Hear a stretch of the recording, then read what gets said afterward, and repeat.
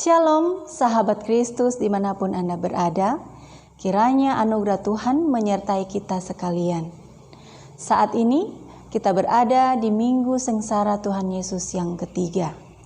Dan saya akan membagikan firman Tuhan untuk menjadi renungan serta rema dalam kita memasuki Minggu Sengsara Tuhan Yesus yang ketiga. Tema renungan yang akan saya bagikan pada hari ini adalah meneladani ketaatan Kristus. Mari bersama-sama kita membuka Filipi pasal 2 ayat 5 hingga ayat yang ke-8. Filipi pasal 2 ayat 5 hingga ayat yang ke-8. Demikian firman Tuhan. Hendaklah kamu dalam hidupmu bersama menaruh pikiran dan perasaan yang terdapat juga dalam Kristus Yesus, yang walaupun dalam rupa Allah tidak menganggap kesetaraan dengan Allah itu sebagai milik yang harus dipertahankan, melainkan telah mengosongkan dirinya sendiri dan mengambil rupa seorang hamba dan menjadi sama dengan manusia. Dan dalam keadaan sebagai manusia, ia telah merendahkan dirinya dan taat sampai mati, bahkan sampai mati di kayu salib. Sahabat Kristus yang dikasihi Tuhan, Rasul Paulus menuliskan nasihat kepada jemaat di Filipi dan tentunya kepada kita sekalian orang percaya. Rasul Paulus menasihatkan kita agar kita memiliki pikiran dan perasaan yang sama dengan Yesus Kristus. Pikiran dan perasaan Yesus hanya satu, yaitu ketaatan.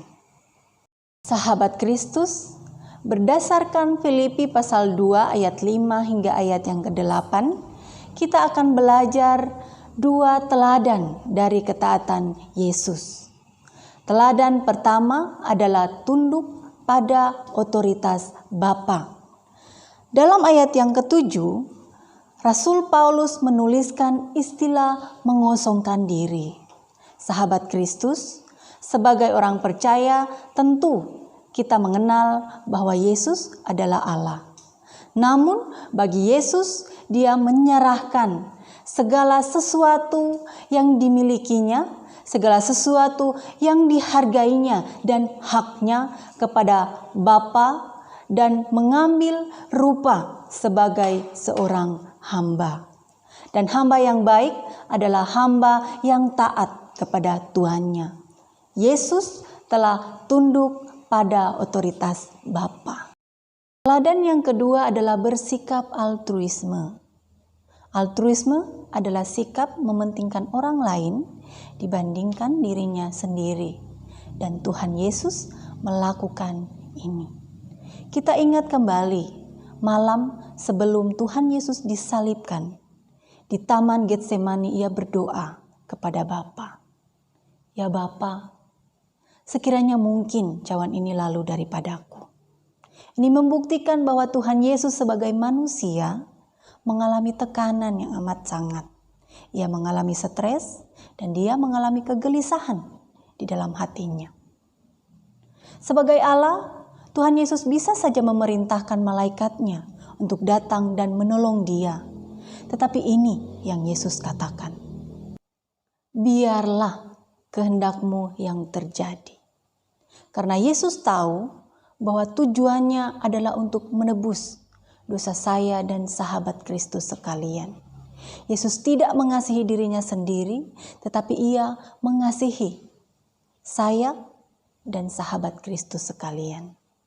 Dan bukti dari kasih itu adalah dia taat sampai mati. Rasul Paulus mempertegas lagi, bahkan sampai mati di kayu salib. Sahabat Kristus, salib adalah lambang dari penghinaan. Allah yang mulia mati dengan cara yang hina untuk menyelamatkan saya dan saudara. Sahabat Kristus, mari kita meneladani ketaatan Yesus. Pertama, tunduk pada otoritas Bapa, dan kedua, bersikap altruisme, mementingkan orang lain dengan mengasihi mereka. Tuhan Yesus memberkati kita semua. Amin.